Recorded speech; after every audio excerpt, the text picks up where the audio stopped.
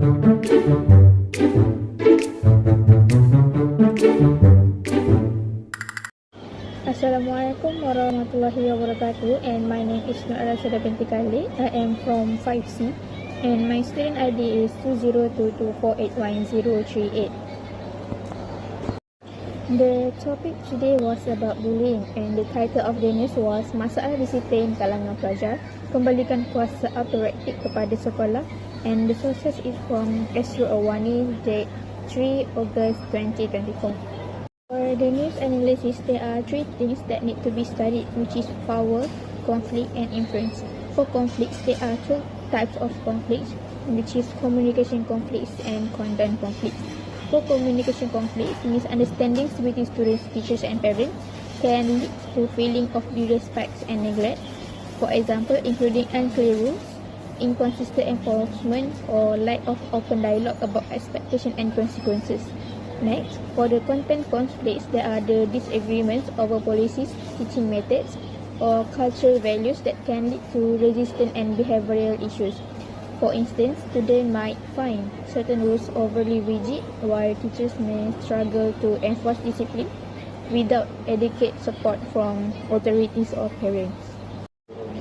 So, let's proceed to the summary of the news, where the article mainly focus on the growing discipline issues among students in Malaysia. So, the school suggests to restoring the authority at schools as a solution. It argues that the current emphasis on students' rights has led to increased behavioral problems undermining teachers' authority.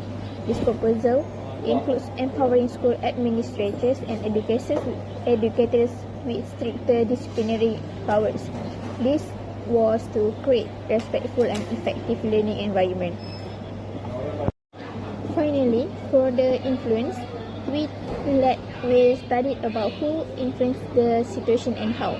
The situation is influenced by multiple parties, including students, teachers, and parents. Students' behavior and attitudes are shaped by their home environment and societal norms. Teachers and school administrators are the key in enforcing the disciplines, but are often constrained by the policies. Parents influence these dynamics through their support or criticism of school disciplinary actions. For powers, there are two things that need to be studied, which is who holds the power and how the power is used. First, according to the article, the power should be restored to school administrator and teachers, granting them to greater the authority to enforce discipline effectively. For the how the power is used, according to the article also, the authority is proposed to use positively by empowering teachers and school administrators to enforce discipline effectively and fairly. The goal is to create a more orderly learning environment while ensure students respect the rules and understand their responsibilities. Finally, for the proper solution, first, responding appropriately to the emotional expression of others. First, teacher training, where the teachers equip the communication skills to identify and respond empathetically to students' emotional needs and fostering trust and respect. And lastly, listening empathetically, where the open communication policies was provided, which is they encourage dialogue between students, teachers, and parents to foster mutual respect and understanding. And finally, this is my resources or references. However, we need to stop bullying.